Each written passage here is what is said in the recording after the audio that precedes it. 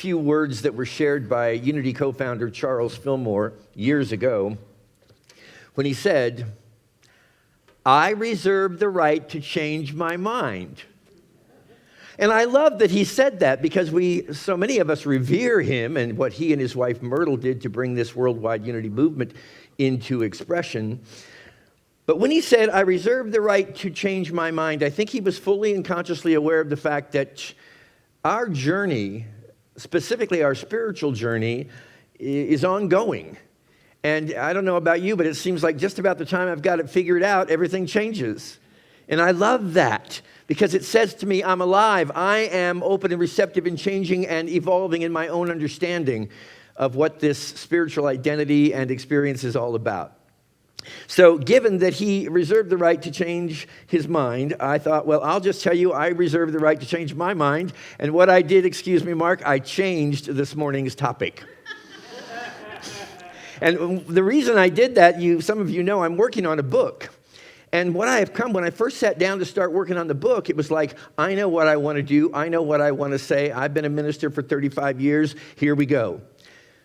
And Spirit just blew all that right out of the water and said, it's not going to be about who you think you are. It's not going to be what you've thought or what you've taught in the past. It's going to be about this moment right now and where you are in your own spiritual evolution. So it's the first time I've ever really gone into a project with this level of confidence and trust and faith in whatever it was that was trying to work through me. And we all know, I hope and pray, that that is the presence of God. So while I did change the topic, I'm still going to be talking a little bit about the original subject, which is your significant other. I'll just throw in at this point that your significant other is not what the world of time and space has told you. Because usually it's like, well, I'm in search of my significant other, my soulmate or my twin flame. Nothing wrong with that. It's beautiful, and I believe in it. But what I'm talking about is the most important relationship you will ever have. And that's the relationship that you have with your own internal, authentic, divine nature. If you've got that down, you've got everything, in my humble opinion. So we're going to be talking about that authentic relationship this morning, and we'll see how it goes in terms of moving from your significant other, which is a misnomer in itself now that I look back on it, because it's not other, it's you, it's God, it's the divine presence that you are, into what I'm going to call authentic appreciation. But we'll see how they tie together, because I'm sure that they will. I want to open by sharing a couple of quotations from people you've probably heard of. One of them is the Russian writer Leo Tolstoy. He says, "Everyone thinks of changing the world, but hardly anybody thinks of changing themselves." Everyone thinks of changing the world, but hardly anybody thinks of changing themselves. And then the Indian philosopher and spiritual teacher Krishnamurti, who says this: "As we are, the world is. That is, if we are greedy, envious, or competitive, our society will be greedy, envious, and competitive, which brings misery and war. To bring about order and peace," he says, "we must begin with ourselves and not with society. For the world is ourselves. The only hope for humankind is the transformation of the individual." How many of you want to make a contribution that will allow us to exist as a human family in greater peace and love and joy on this planet? And how many of you are engaged in causes, perhaps externally in the world, that support this desire? You're bringing service into the world, and that is beautiful, and that is sacred, and that is holy. At the end of the day, however, the world, I believe, take this or leave it, I always just offer you proposals, not forcing anything down you here. The world is a projection of ourselves, and if we want to change or enhance this world out here, we have to begin by changing and enhancing ourselves. Remember, the human situation is nothing more or less than what each one of us is pouring into it. And so I believe that all of the calamity and commotion of current events in the world, in our nation right now, It's a call from Spirit. It can seem as though it's completely out of alignment, but my friends, I tell you, I don't believe that for a moment. I think it's calling out to us to redirect our attention and our focus from what's going on out here to deepening our awareness of our true identity, our authentic identity as children of God, so that we may bring that forth and pour it more richly and completely into this world of time and space. I mean, we've been trying to find solutions out here for how long? The solution is not out here. The solution is within you. So, how do we begin with ourselves? My talk this morning is going to be focused on investing in yourself. And it's not a selfish act to do so, because when you invest in yourself, you're going to be able to invest your very best, very wisely, in effective ways that serve your community, your nation, and your world. Do you catch that with me? When you are doing everything you can to be the very best that you know is within you, you're going to bring that into the world. And I believe that you wouldn't be sitting in this room this morning if on some level it wasn't part of your call to step up to the plate right now and enhance and embellish your understanding of who you are, so that you can bring that into a collective solution that'll serve all humanity. This, they say, take it or leave it, is the season of spiritual awakening in the family of humanity. And that's not something that's just going to come from the skies or heaven and suddenly shift everything. It's going to come as we shift, each one of us individually, one of us at a time. What I'm going to propose to you right now is simple, but it's not necessarily easy, okay? And it's not necessarily easy because, like, you remember the first time you tried to ride a bike or do anything that you were in a training period for? We're kind of in a training period right now. We're remembering who we are. So there's going to be days when it just comes forth really easily and completely. Oh, I feel so spiritual. I feel so close to the presence of God within me. And then there's going to be days when we may be way off track, when we may be dealing with personalities out here, with experiences or heaviness. There's a lot of heaviness in the world right now that can come down onto us. What we want to remember here is that we are practicing the remembrance of our original and authentic identity as children of God. So we're going to be very, very kind, loving, compassionate, easy with ourselves. When we fall off track, we're not going to beat ourselves up. We're not going to condemn ourselves. We're going to exercise the qualities of this new authenticity that we are, I was going to say discovering, but it's really remembering because it's always been there. And on some level, we've always known it. So it's simple, but it does take practice. In every moment, we are deciding what we want to consider ourselves to be. We've been given an identity or an understanding of what we believe ourselves to be by a lot of external authorities and generations of conditioned thinking. Not good, not bad, not right, not wrong. But there is a moment where we have to wake up, I believe, and that's part of this spiritual awakening, and decide for ourselves, who do I really believe I am? Not who did somebody else tell me I am, but who do I really believe I am right now in this moment?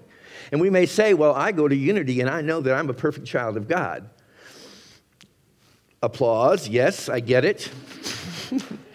But at the same time, do you not find that it can be difficult to hold to that identity as you face the individuals and the circumstances in the world outside of you? So it's a practice. And when we catch ourselves moving into anything less than that authenticity as a child of God, we're easy, we're gentle with ourselves, and we just bring ourselves back on track. I believe at the end of the day, there are really only two identities you can choose from. And that's why I say it's simple, but not necessarily easy. You have, as I've shared with you before, the last time I was up here, I think I mentioned it, your true identity, which is your authentic nature, which is your Christ nature, which takes its cues from internal experiences and from the Spirit, I would say. It reveals your true identity, and it sees itself as a victor in the circumstances and situations of life. It has certain attributes. And there are many of them, but I'll share just a few of them with you now.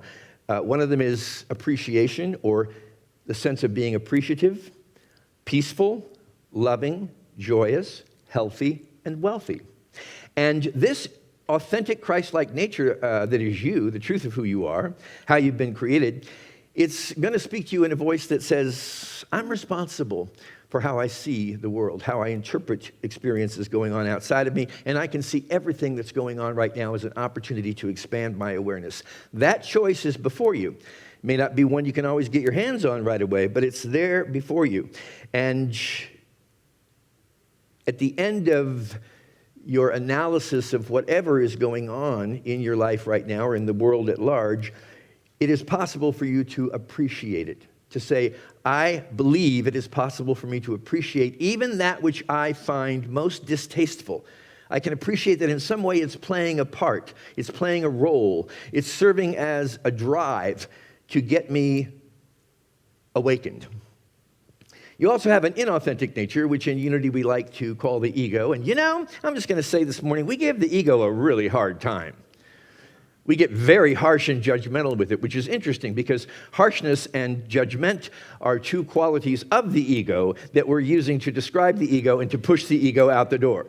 And so I don't think that's necessarily the best way. The best thing you can do is befriend your ego and thank God for it every morning. It doesn't mean that's an identity you want to stay fixed on for as long as you live, but you can say, hey, it serves me in its own capacity. I often say you don't want your ego to drive your car or balance your checkbook.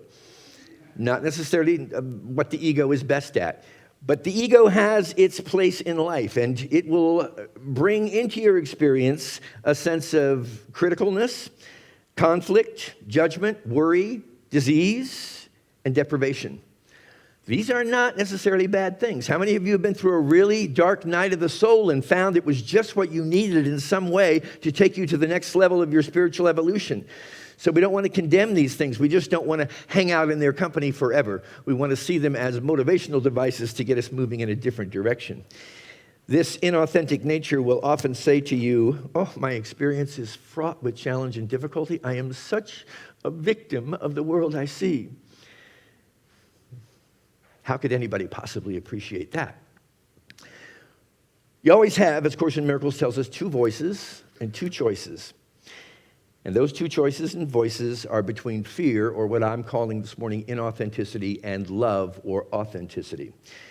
Jesus told us that you cannot serve two masters. And I believe that what he meant by that was you cannot be in service to a false idea of yourself, an inauthentic idea, a fearful idea. At the same time, you're serving a loving idea of who you are. So there's a choice that has to be made. We choose our master in every moment. You and I are deciding in every moment what voice we're listening to and what we want to be influenced by. Again, none of these options are good or bad or right or wrong, but they do produce two dramatically different experiences, my friends. Your inauthentic nature and your authentic nature, your Christed nature and your egoic nature. Very different experiences. We live, I think most of us, most of our lives, through conditioned inauthenticity. And I'm not saying that our authority figures were not well-intentioned when they gave us the understanding we hold of ourselves, part of what Don Miguel Ruiz describes as human domestication. That is the conditioning process to make us fit into the society and so forth, the way we're supposed to fit in. We live our lives from a conditioned sense of inauthenticity. In other words, we're holding and living out of a false understanding of who we are. I believe, as I said before, that everything we're facing right now, when you turn on the news and you find these disconcerting reports that are going on and the impact of media in your personal experience, it is possible to see these as invitations coming to you to not devour your attention and your energy, but to say, once again, you're in a space where you have a choice to make a different decision here about who you believe yourself to be. And here's the thing, my friends, who you believe yourself to be will always, always dictate your life experience because your identity expresses as your world. Anytime that you are experiencing the attributes of one nature or the other, you'll right away know who you're identifying with, who you're placing your investment of your identity in. If you're feeling critical, and again, no judgment here, because we all feel critical at times, conflictual, judgmental, worried, diseased, deprived, not good, not bad, just a little hello from the universe saying you're investing in a false identity of who you are, an inauthentic understanding of who you are. And you can make a different choice. When you're feeling appreciative, peaceful, loving, joyous, healthy, wealthy, you're plugged into your authentic nature, your Christ nature. So it's just an issue of self-awareness. Really becoming aware of what's going on in me, recognizing me to be the projector that is casting the image of my life out here, and realizing I have a choice. I am not a victim, even of the identity that I've accepted for myself.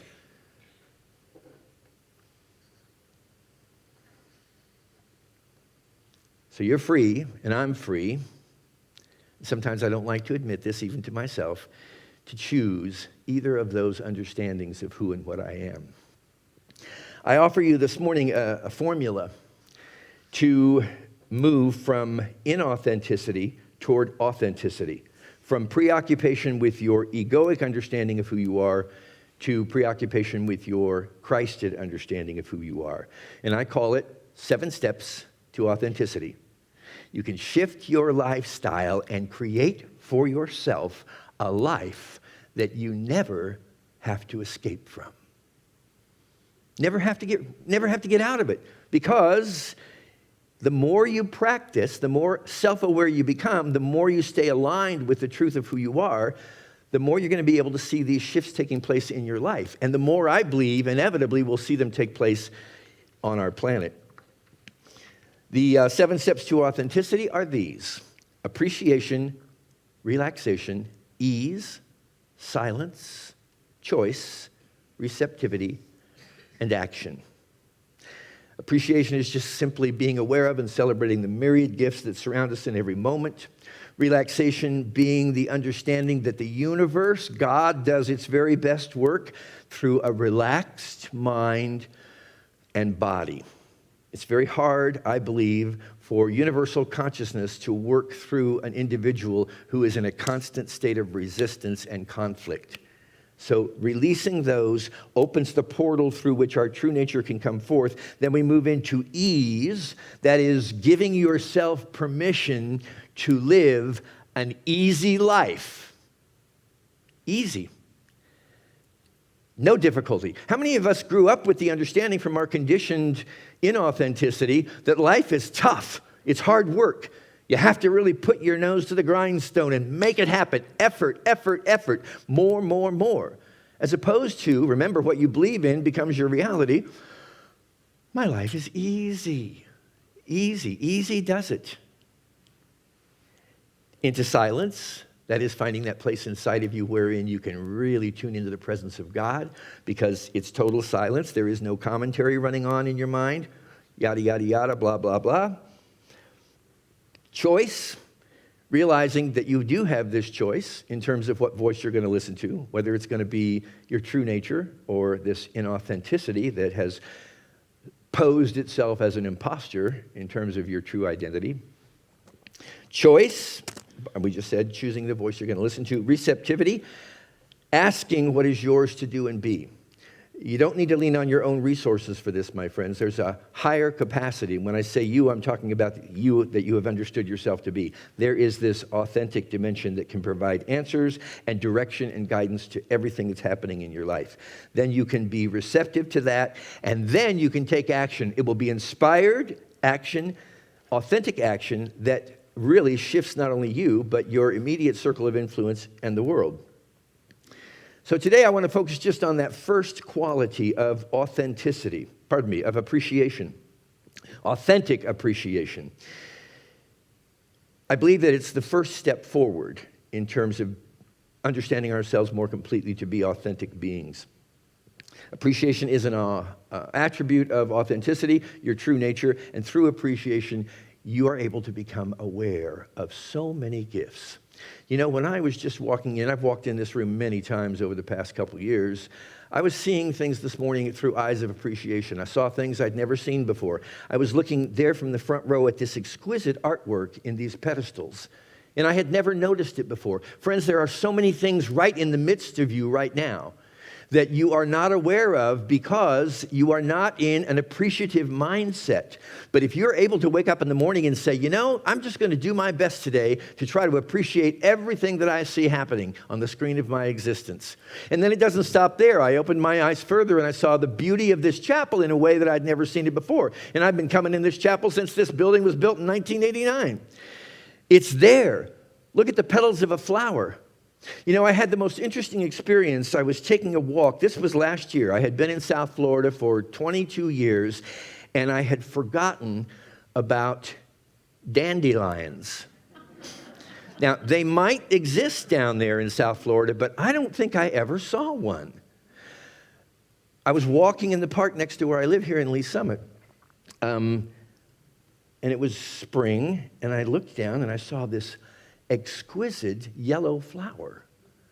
And I thought, wow, that's really interesting. And then I recognized it to be a dandelion, okay? And when I did that, all my past conditioning around dandelions came up into play. One of them was that my father and mother would make me go out in the yard and dig those mothers up and cast them out, you know? And so I just learned to think of them as something you don't want and something you don't appreciate. And they come up in they flourish to such a degree. So I immediately thought, well, that's a bad thing, that dandelion there. It looked okay at the beginning, but obviously it was trying to deceive me because it's an evil flower. Or, as we like to call them, weeds. All right. But I took a moment because I hadn't seen one in so long. I was a bit mesmerized. So I got down to it, and I studied it more completely, and I thought, you know, even though I've been taught to think that this is a really nasty thing that you want to get rid of, it has a sacred beauty to it. If you really look at a dandelion, it's an exquisite flower. And if you really research it, you'll find that these exquisite flowers make a huge contribution to all of us on the planet. They really do. Because they're supporting the bees, and they're incredibly medicinal in what they can offer to us. They're not evil, they're not bad, no matter what our conditioning about a dandelion has been. And when you put it next to one of those little puff balls, which even though I knew these were evil characters springing up out of the ground, I was fascinated as a child when I would, and those seeds would go all over. And I'm sure my mom and dad were just going, stop that, we don't need any more of those things. And I'm not blaming my mom and dad. Again, I was conditioned, they were conditioned. But you can shift the way you see something. You can see it through eyes of appreciation. And it's a huge change. That's the call, I believe, that we are all receiving on the planet right now, to shift our perspective, to wake up to the value of appreciation in our lives. And there's a difference, you know, between appreciation and gratitude. They're both wonderful. The work of Abraham Hicks, spiritual teacher, says this: sometimes there are long-standing feelings of gratitude that can trip you up. When you're feeling grateful, you're looking right at the problem that you've overcome. When you're feeling grateful, it's like, oh, thank God. It's like a sense of relief.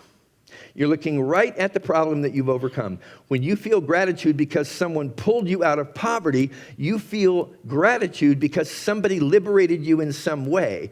And that very gratitude is laced with the vibration of overcoming something that is unwanted. You follow that? It's like, I'm so glad that didn't happen to me. It's like a sense of relief. And it's responsible for some sticky stuff in your vibration. Gratitude tends to lean in resistant ways. Appreciation leans in allowing ways. Gratitude is reactive. I'm grateful that you did that for me. Thank you. Appreciation is proactive, and it's universal. So you can go in, you don't necessarily have to give thanks for everything you see happening in the world right now, but you can move into a space where you can appreciate it, that it's playing some part, whether you like that part or not. And the opposite of appreciation is criticism, condemnation, judgment. Again, no right, no wrong, no good, no bad. But I know for myself, I'm at a point where I would love to be liberated. from that train of negative dialogue that criticizes and judges and condemns, and realize, who am I to be doing this in my world? Friends, I really do believe that, troubling as the times may seem to be right now, and I've been through troubled times, and so have you, there is an opportunity emerging. And I'm telling you, you would not be in this room this morning, I don't believe, if you weren't one of the ambassadors of this new way of being. These prayer chaplains, not only in your own life, but directly through the work that you impact others with. This is the moment. This is the hour. This is the time for us to turn our attention away from the clamor of the world outside of us. It'll be there when we come back. What we are about, the business of doing right now, is remembering completely the wholeness, the vitality, the beauty that we are, and then pouring that into this collective cauldron of energy of the universe, of the family of humanity. You can do this. It just takes a simple decision to turn away from the inauthenticity that you've believed yourself to be and step into the grandeur of who you are, really who you are, and to truly believe it. Child of God, unlimited in nature, ready and willing to transform, enhance, and improve not only your own life, but the life of every single one of your brothers and sisters on this planet. And to that I say, thank you, and God bless you.